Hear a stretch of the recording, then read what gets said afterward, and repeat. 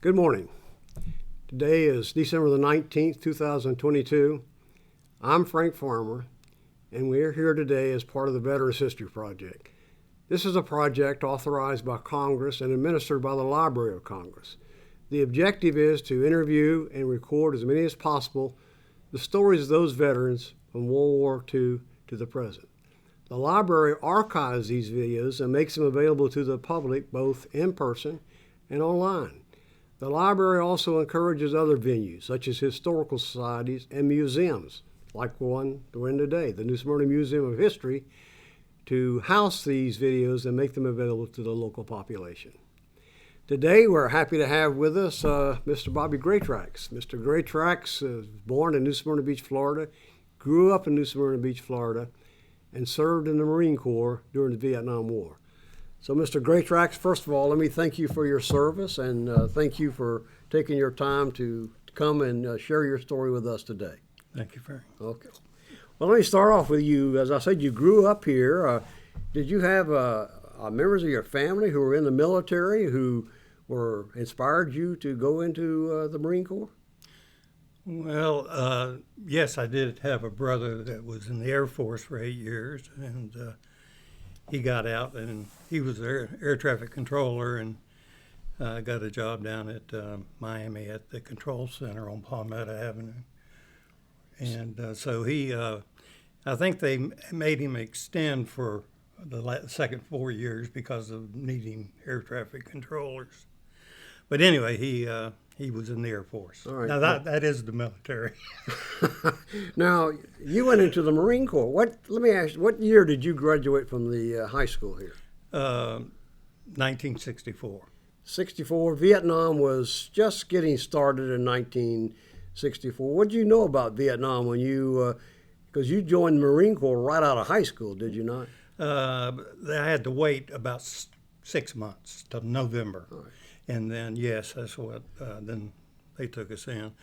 And, but I didn't really know anything. I heard, you hear stuff on the news, get a good bit of this, bit of that.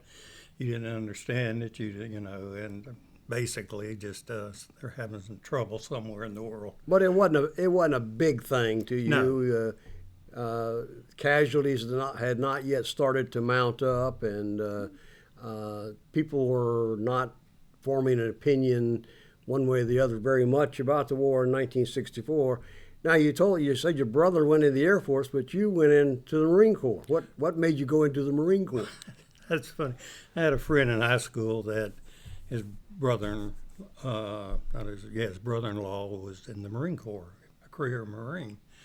And we'd play Army and Marine and all that, camp out at night. And but anyway, I did say something. I said, well, why don't we go in the Air Force? My brother's in the Air Force. Why don't we go have an ice cream? I didn't know what I was talking about. And he said, no, I'm going in the Marine Corps. I said, okay, well, I'll go with you. So you went under the buddy plan. Buddy plan, yes. And the buddy plan, tell us about the buddy plan. The buddy plan lasts as long as the Marine Corps says it lasts. We went to Vietnam, and he went to the 5th Marines, and I went to the 7th. That was about a year and a half being in the Marine Corps, and so that's when the buddy plan ended. So you went into the Marine Corps. And I think you've told me some stories about your initial impression when you arrived at Parris Island. We kind of all hear stories about Parris Island and the Marine Corps drill instructor. So tell us about your first few days on the bus up to Parris Island and your reception when you got there. Okay, the night before I was to leave, I was out with the fellas, and I stayed out late. And I maybe got an hour's sleep, and my mother I don't know when the bus was came. It was dark, maybe 5 or something early.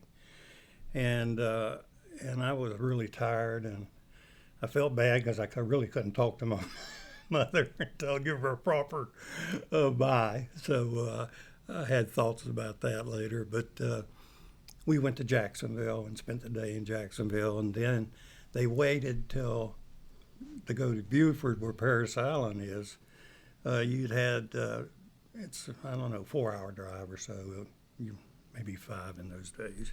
So all the recruits were put on this bus in Jacksonville, taken to Beaufort. And it's like 2 in the morning, the bus gets there.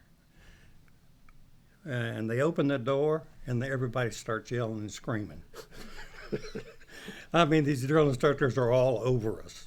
They get us off the bus. They want to run, get off the bus and go. And they took us and they cut our hair. They scalped us right there as soon as we got there. Then when they started throwing clothes at us, you know, putting them in a duffel bag, we're getting these clothes, utilities, uniforms. And it was, I didn't think it was ever going to end. Well, that was the initial induction, but the next morning, everybody's tired and sleeping, and they come in yelling and screaming, kicking the garbage can, throwing it down the middle of the squat bay. And this one guy must have been really tired. It didn't wake him up. And they This was a recruit. Yes. A new recruit. A new recruit. He slept through the whole thing.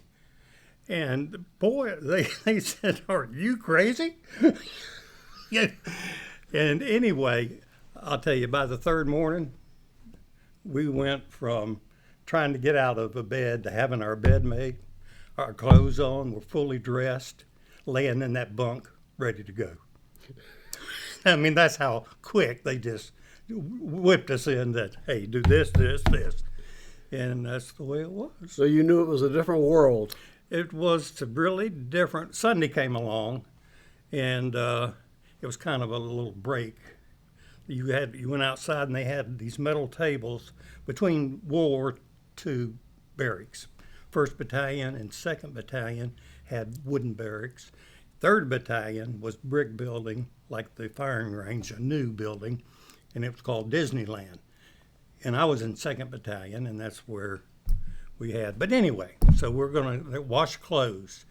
They give you a little brush, this about that long, one of those little natural wood hand little one. They have bigger ones, you know, but this one's like this.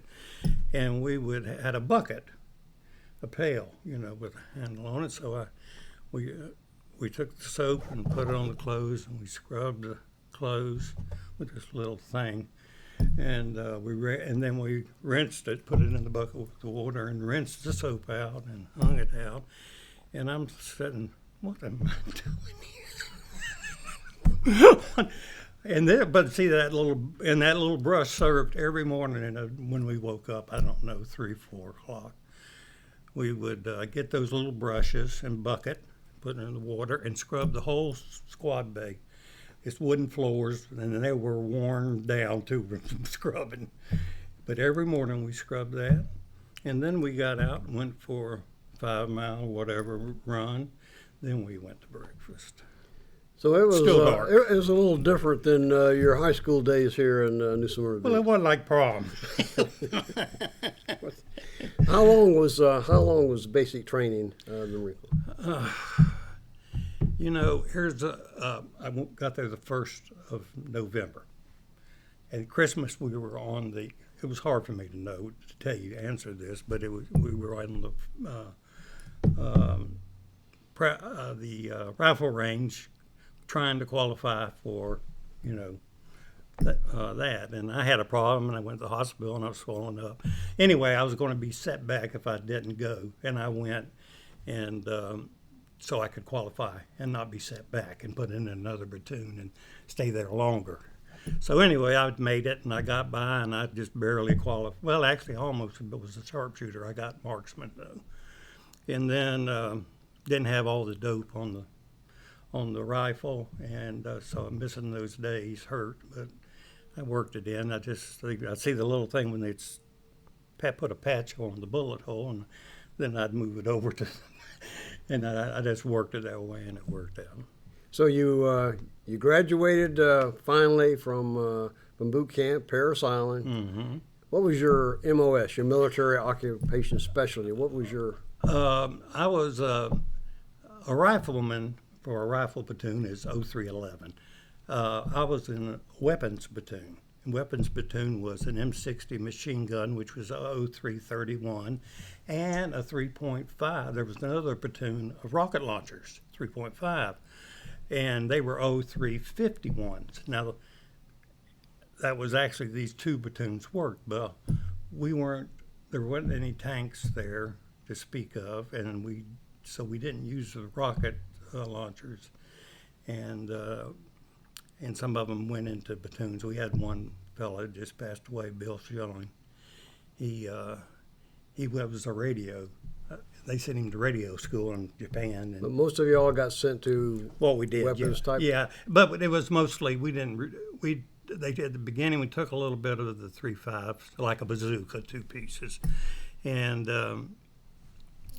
it didn't, it wasn't needed. And they started moving out to some, I don't know what they happened. So when you finished parasailing and you got your MOS, where'd you go next?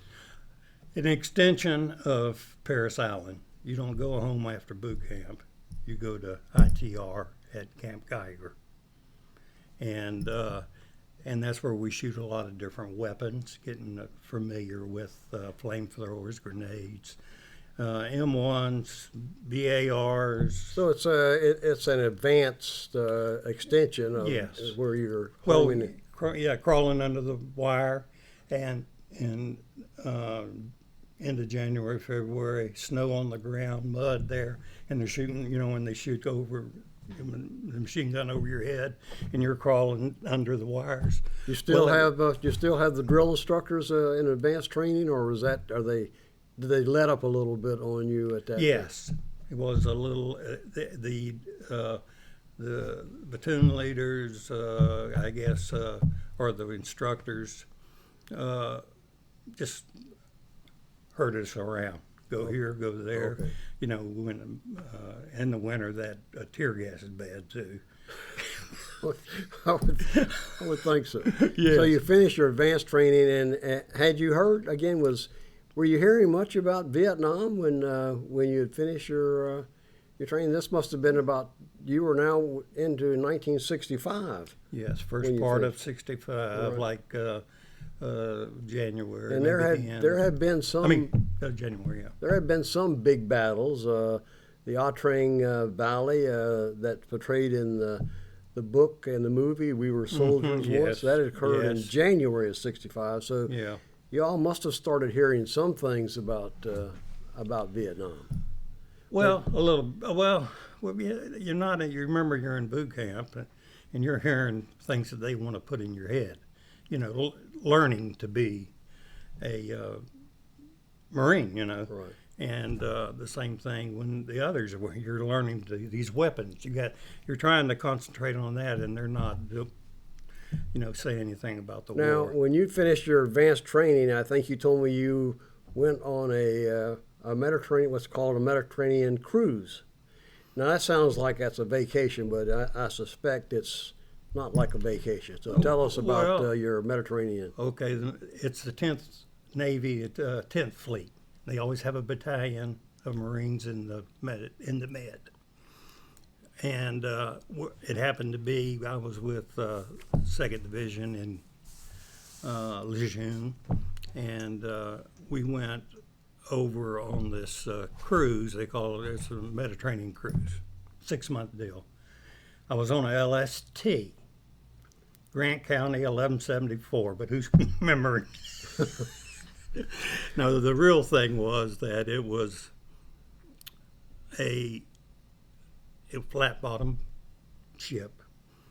It's the ones that had the front doors opened up. They could drive up to the beach, and you could drive these Amtrak's personnel carriers onto the beach or in the ocean.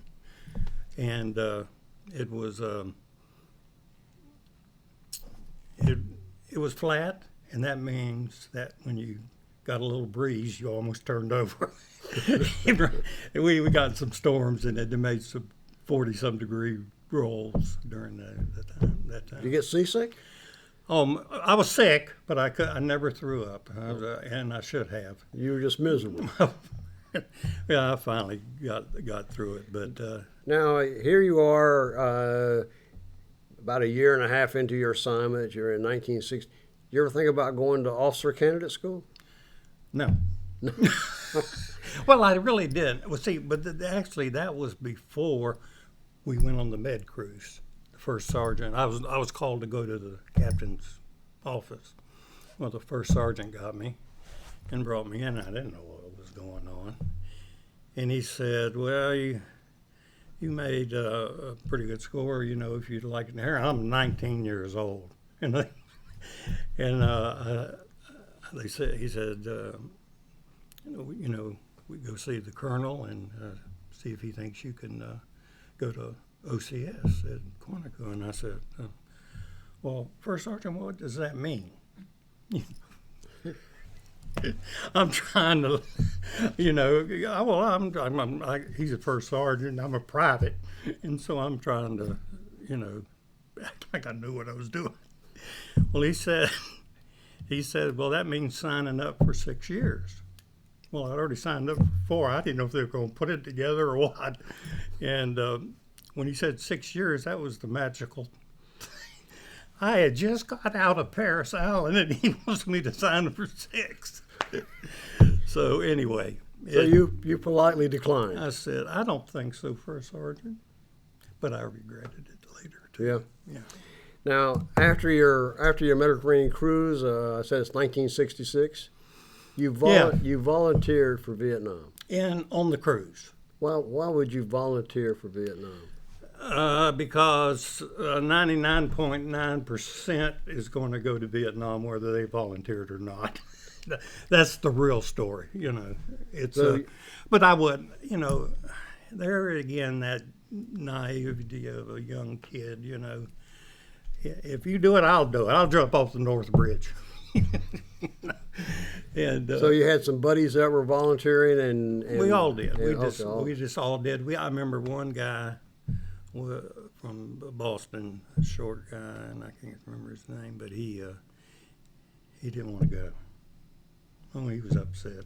He got the orders. I didn't know they were going to give them to him, and that's when I found out that everybody would probably go, because he was really upset about having to go. You know, he was smarter than the rest of us. So that was a transport plane came, picked you up in California, and transported you to Vietnam. And I remember you telling me about your first impression. Yes. You went over with a unit, your unit. I went over with not my unit. Just it was just whoever. I happened to be with the buddy. Okay. And but that was going to be short-lived in just a short time. But we flew into Pendleton, did a couple weeks of guerrilla training. So then they took us to, and we flew up north with this. It was Continental. It was a commercial airliner. And we refilled in Seattle, refilled in Cold Bay, Alaska, flew nonstop to Tokyo, and got gas, and then flew back to, what's the name of that island? The Big Island. Last island in the fought in World War II. Okinawa? Okinawa. Okay. They took us to Okinawa. It was a good staging place, and we left our stuff there. A week or so there, and then we got on this plane and flew into Vietnam. So when we got to Vietnam, you know, it's just, certain things hit you at certain times, and there was troops waiting to get on the airplane, and I looked, and all of their utilities were red, just almost red, like an orange red, and it was the clay, and it was where they were, and they had all been together, and here I'm going over, and I go to my unit, and I was the only one there. You know, I didn't know any guys when I went to 17. So anyway, it just it looked like what I call apocalypse now. That red color and So these are all in these red uniforms, and it just hit me that I'm going to be here 13 months, starting this day one, and they're going home. And it was quite a little jolt there, but you get over that stuff. Where were you assigned when you first landed in Vietnam, and what was your unit's mission? I spent the night in Da Nang in a tent, and then they flew me down to July, and I went to 1st Marine Division 17 Bravo Company, and they were, I believe, staging to move. They told me they were going to be moving soon. And so it ended up they sent us to, what was that called? The first major operation in Vietnam was Starburst or something like that. And it was, we got on Amtrak's and we went out, and we stopped we were out on the South China Sea in that area, and then our combat base would be there too. But we stopped at MP station, a little Czech station, and there was a bunch of little kids there, Vietnamese kids. They can't speak English, and there's about 5 or 6 of them. And we rode and we stopped. We happened to stop right where it was, and there was a train of us going. And they started singing, "A one, a horn, one-eyed, flying purple people eater." They had these MPs had taught these kids English, and they can't speak English. So they were singing, "Oh yeah, one-eyed purple eater." Yeah, right. oh, I said, yeah, they had time on their hands. So what was your? How long did you stay at Shulai? July did a week or maybe a little over. Was there any combat at that particular time? No. After, That was right out from the air Okay, base. so- Pretty secure. and from there, where'd you go next? I went to this, we're on the Amtrak's. We go up there and we go to where the Operation Starbright, whatever the name was, that had been an operation there a year ago. Apparently there were a lot of VC there in that area. VC, me and the Viet Cong. Viet Cong, okay. Yes. And they had, I actually saw people that they would have instructors like Chinese, and I saw them. We saw them close enough to be able to see. They would wear khakis. The Viet Cong wore black pajamas and straw hats. So these were the advisors to the Viet Cong? Yes. And you were close enough that you could see their uniforms? Yes. Yes, we were close. It's another deal when we go to get the helicopter, where I really saw them. But you don't see them. I mean, the guerrilla warfare, you're not supposed to be seen. And sometimes things happen. And well, what happened here, I guess a year, there had been nobody in that area after that operation. And so these Viet Cong, they would walk to their village. We had 2, Lake Tui 1 and 2 on each side. We had Van Tron 3 out where most of the troops stayed. And so, they would just walk with their gun and walk up on us on a little squad patrol, and our point man would shoot them. I guess they got used to being able to walk down that path. And they never got one of our point men. We always got them. And it got less and less people we'd run into walking down carrying a whip. But originally had been around long enough, had enough people in that area that they freely walked pretty close to y'all and made at least. Well, they didn't. I think it's habits they got into for a year, nobody being on that trail. So y'all were there. You were in these small villages. You were at a place I guess you could call a fire base. Well, yeah, we didn't have any artillery. We had 81 mortars. And you had, I think you told me, you had your unit was about a company size. Well, okay, yeah, and okay, I'll jump ahead just a bit. We was on a mission, and we came. We had. Well, I'm not going to talk about that now. anyway, we were coming back from it, and it was night, and we were on a little hill again, just sleeping because we walked about halfway. We had been held up by about a battalion of these Viet Cong for about 8 hours, and then some jets, two helicopters, come and got them off of us. We were so close that they were dropping their ordnance behind us, and it was hitting the mountain and where the mountain comes down. But that night, I looked up there across this valley on this mountain up high, and it looked like ants. There were so many of them walking back to Vantron 3. And those were the ones, and that's when I really saw how big of force they had.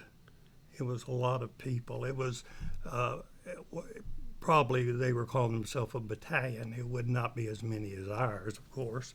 It'd be in the hundreds. But they were all across this hill. No, more of a mountain, a valley and a mountain, a ridge.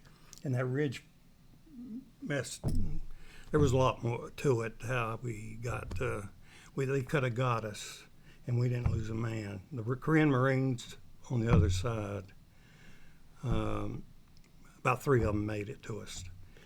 When you say Korean Marines, that was the ROK, Republic of Korea Marines that were some of, there were only a few other nations that that fought in Vietnam besides the United States. South Korea was one, and that was South Korea Marines. And I think you had a pretty high opinion of them, did you not? Oh, well, I did. They assaulted Kurtazi, the lieutenant of 3rd Platoon, Rifle Platoon, said, he called me, he says, get your machine gun set up, we're going to assault this hill. Well, we didn't see what they did to the Koreans. I said, yes, sir. So I got my man, was getting ready to get ready, and intelligence called him and said, don't assault, there's too many there. And so we were fortunate. But here's really the fortunate thing. We were walking through a rice paddy, and there's like a mangrove swamp over here, and the short way is right straight across at the foot of that mountain, or where the mountain ended up coming down. And but the point, I guess the lieutenant had the point come over to this looked like a mangrove swamp. I don't know if it was mangroves. It was like a mangrove.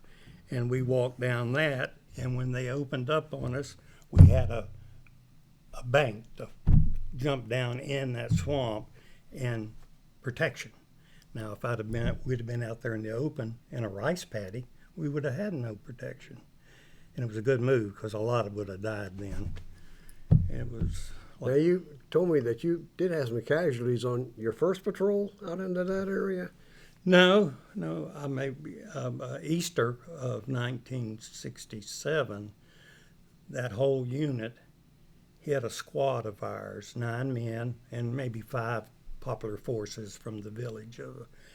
Popular forces were guys that would patrol with us out of these villages, and they had to go when the VC was there. They had to do what the VC said, and if we're not there, and then then they tried to help us too. So it was a bad situation for them.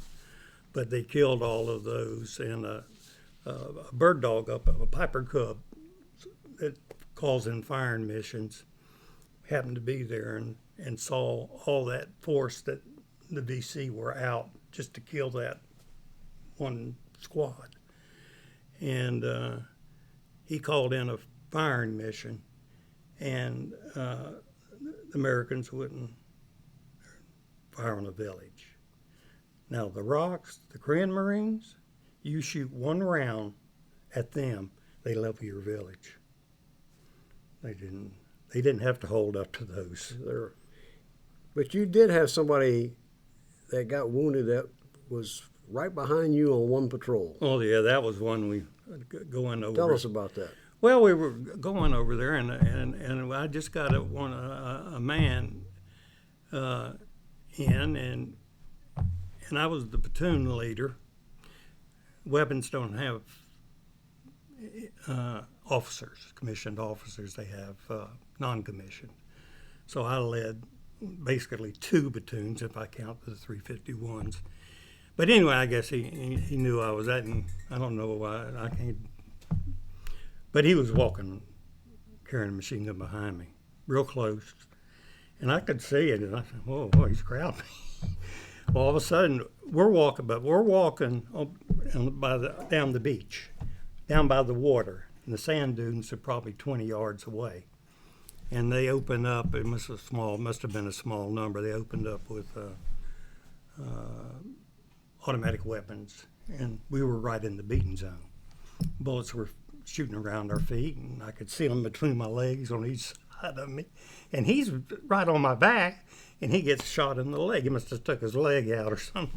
He gets shot in the femur, and that's very painful. It is very painful. He was throwing up. They're giving him morphine and all that, and I've got a helicopter and medevac. And I've always thought that was his first patrol. And I was wondering, what in the world happened? Oh, yeah. You know, you're in the hospital for a long time with that stuff. Yeah, sure. Now, your basic weapon, your personal weapon, was the M16. Tell us, what's your opinion? And the reason I ask that, a lot of Vietnam veterans didn't have a real high opinion sometimes of the M16. They thought it jammed. What did you think about the M16? I loved the M16. Well, the reason they liked the M14, it worked. The M14 was the model. That's what we carried up until around that spring of '67. They brought us M16s out in the jungle. So we had to learn about it, and I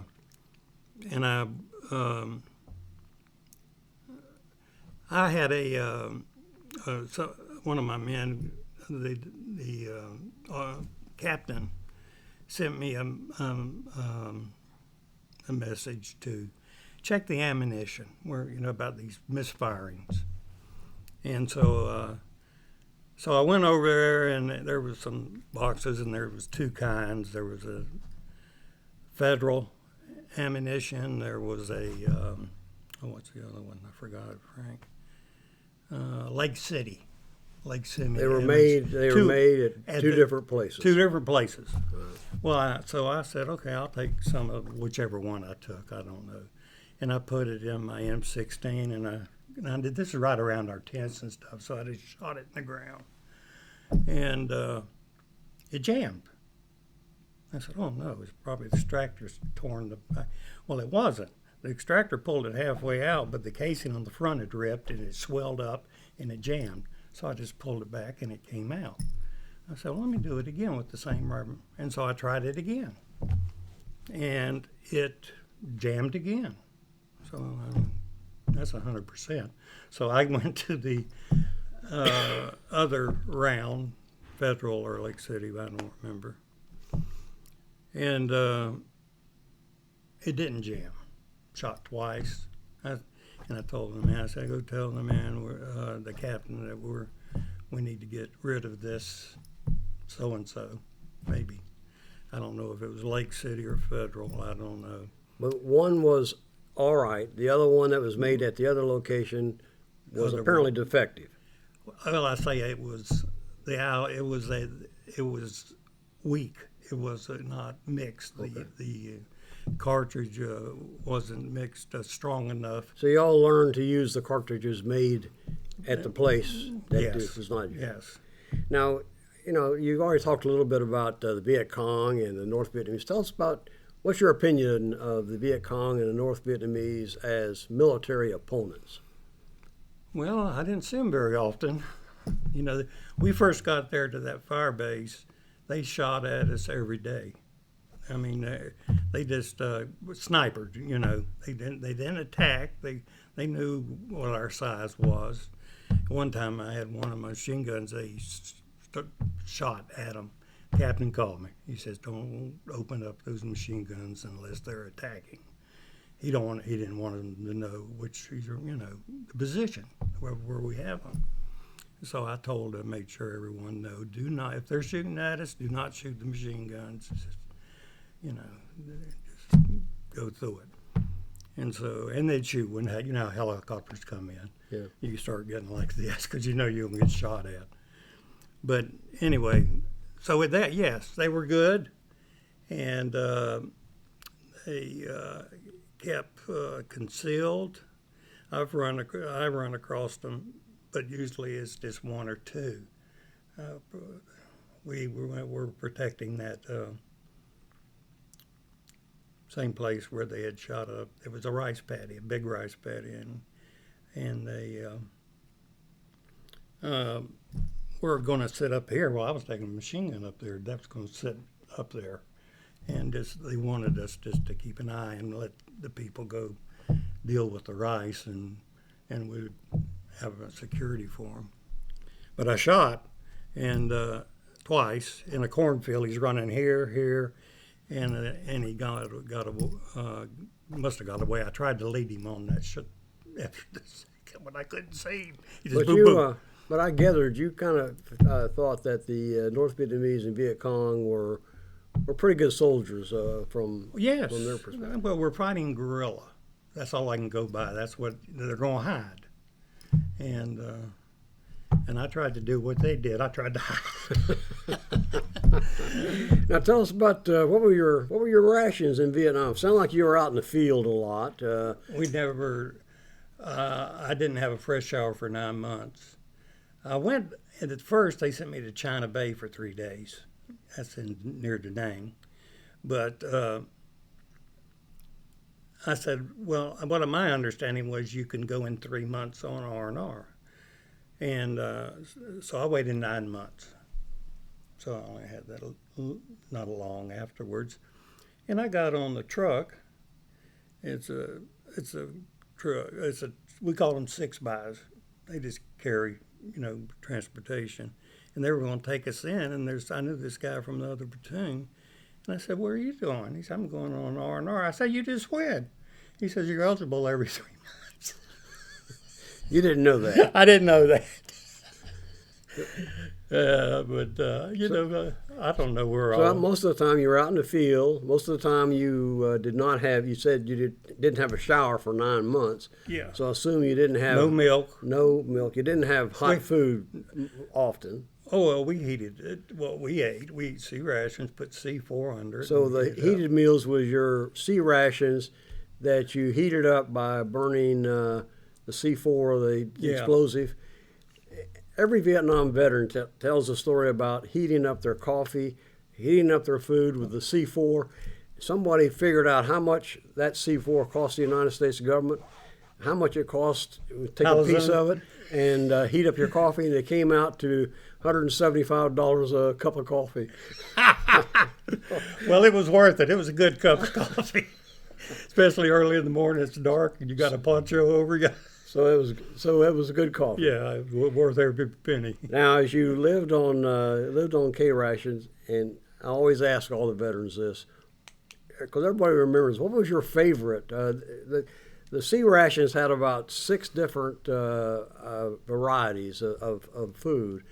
What was and most people remember what their favorites and their least favorite. What was your favorite of the? Well, it used to be most people wouldn't eat the ham and limas. That's what most of them say that they despise. I loved it. You loved it. But what I learned from these the villages, they had little onion and wild onions growing around. And if you could find those and pick those and cut them up and put in there, it really tasted like cornbread, iced tea, and all the trimmings. So it was like a Thanksgiving meal. It was. Put the wild onions in there. That's right. And the least favorite would be those eggs and ham. They had an eggs. I forgot about the eggs and ham. The eggs and ham in a can. And that a lot of people do remember not very favorably. I would not eat because the eggs were usually green. Yeah. So you had green eggs and that kind of Dr. Seuss. Now you told me that you had a little problem with sleepwalking. Oh, that was when I first. While you were in Vietnam, that sounds like that could be dangerous to be sleepwalking. Tell us about that. Well, that was the first night when we got there. The first night from camp, from Chulai, we came in, and we didn't have bunkers. We didn't have foxholes. We just had so two of us, we got two at a time, and we would take turns sleeping. And so my buddy was down here, and I walked up on the hill, and so laid on the ground and slept. Well, he told me this. I don't remember, but he said, you walk down from up there, and told me, he says, we need to go to the hardware store and get some ammunition. and I don't remember it. So he told you that the next morning when you woke up? Yes. Yeah, but I knew it sounded like me. Well, again, that sounded dangerous to be walking around a hillside in the middle of the night. Frank, I'm sorry. I just you can't remember. So I don't know. How did I walk right to him? I must have had some sense of something. Well, but I was tired. But you get tired doing that stuff. I bet you do. You're going out on Did patrols. you lose any close friends in Vietnam? Well, of course, Russell Leffler and Kenny Morris. And these were people from New Smyrna that were not in your unit, but not in my unit, but they were good friends. Okay. The only friends I had was the ones basically in 3rd Platoon, because I started off as a Lance Corporal when I first got there. I was a squad leader. Had 2 teams, 4 team leaders, so that's 9 in a squad, 2 machine guns, and a squad leader. And anyway, that's what was the question? Well, you answered it about losing close friends and people. Well, that was those were my really friends. The ones you're in the foxhole with, the one you're fighting with, sure. That's your real friends. Sure. And I had 2 other platoons, and I didn't know many of them. Okay. Now, you were involved in a rescue mission when a helicopter went down. That's those same mountains, those same BC. That had had like moving like a bunch of ants because there were so many of them? Well, no, this is at night, but this is mid-morning. We come down, and we were walking down the foot of that, where it came down, you got path. And it was a big, wide path. But, they went over the little hump of the last bit of that mountain range. And they set up right in a perfect spot so if we'd have walked straight down that path, we had no place to get. You get in a rice paddy, it's about that high, and it's not a lot of cover. I've seen 50 calibers tear that rice paddy, hit it in a big clump like that, it would fly up in the air. And but anyway, but the patrol, they went over here to that swamp and got here. We hid there. We were pinned down for about 8 hours. And you really don't get scared, but I did. After 8 hours, I looked at my hand, and it was shaking. I didn't even know it. It's just. So you were under fire from the enemy for 8 hours? Well, I say 8 hours. I don't know. I said mid-morning. I don't know. And that's when you were going out. That's when y'all were going out to retrieve or rescue. We had a mission on to go out and do something with this helicopter. Kurtazi didn't share his information with me on that one, and I didn't know. I just knew that we were going out to get a down helicopter, and they seemed to know about it, or they saw us moving during the day, headed that way. I don't know. They said Korean Marines on the other side. They must have saw this thing, so they took the whole lot of them came to set up. They did a good job on the Korean Marines, but they didn't. It was okay with us. We had the jets and the helicopters took care of us, and we had protection behind that bank. Well, after 13 months, you finally got a chance to come home. And it's interesting, the Marine Corps had 13 months tour in Vietnam. The Army had 12 months tours in Vietnam.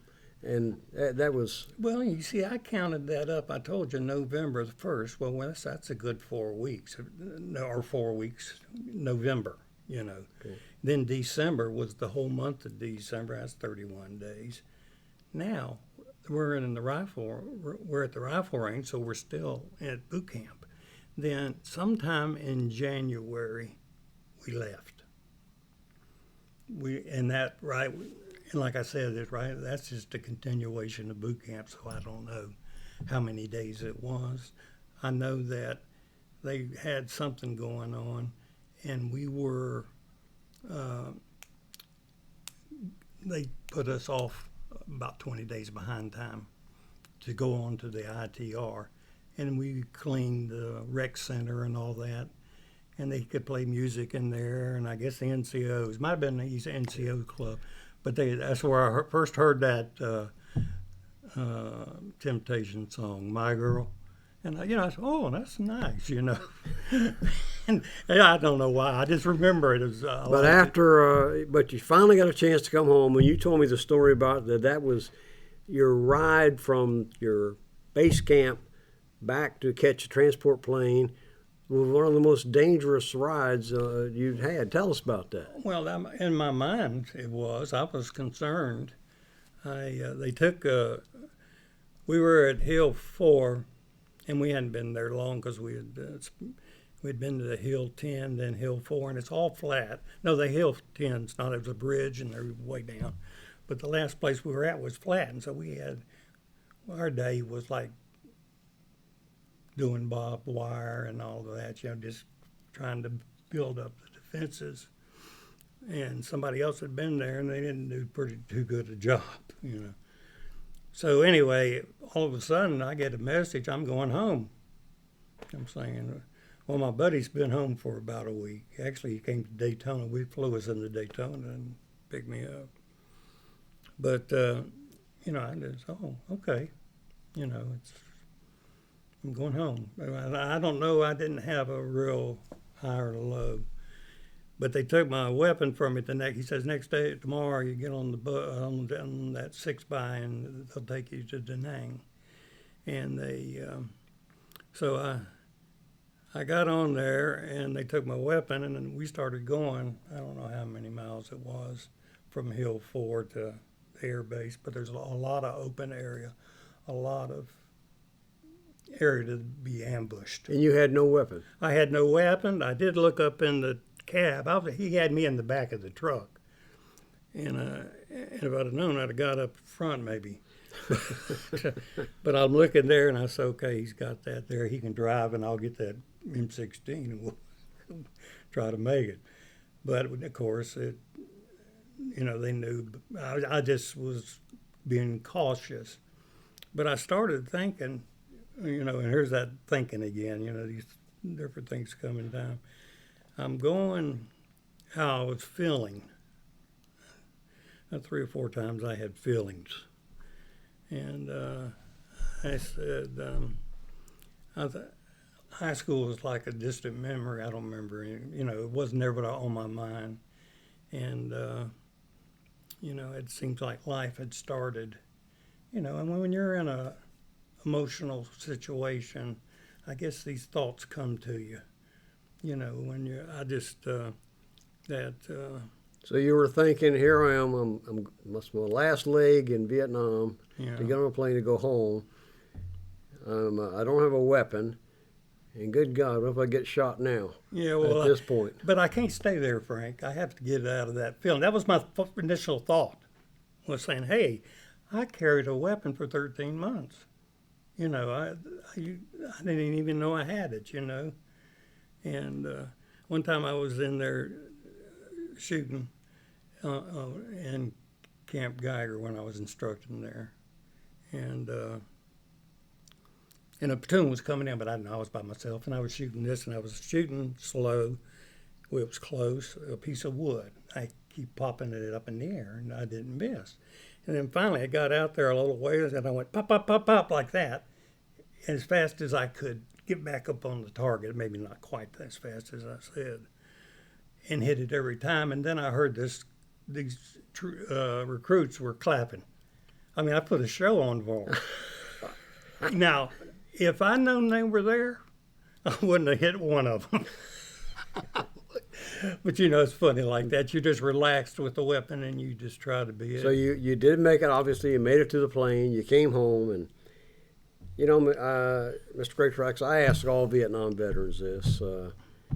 50 years of hindsight after Vietnam, what do you think the United States did right? Or what do you think the United States did wrong in regards to Vietnam? Now we have that hindsight that, of course, is 100%. Well, the people that I dealt with in the villages, they had a hard way to go because there were Viet Cong trying to get them to do, be involved with them. And they're just people. These people live in a mud floor, mud walls, thatched roofs. They go out and fish in the ocean there. They get to grow gardens. They're just living life. And they didn't ask for this. They haven't been to school. They're farmers. They do, they're good. But they're people just like you and I, just trying to get by. And so was there anything right? I can't say anything right about it. But that's the way the world is, Now, when it comes to Pearl Harbor, there's another situation that, and I think that was the right. It doesn't mean it was right. Well, there were, of course, over 50,000 killed Yes. Americans in Vietnam, and 300,000 wounded. So it was a war in which a lot of young men paid a terrible price, and a lot of young men like yourself went to Vietnam. And now that we're drawing to a close, again, I want to thank you, Mr. Greatrex, for your service to this country and for taking the time to come here and tell your story. Thank you. Thank you. Thank you very much. Okay.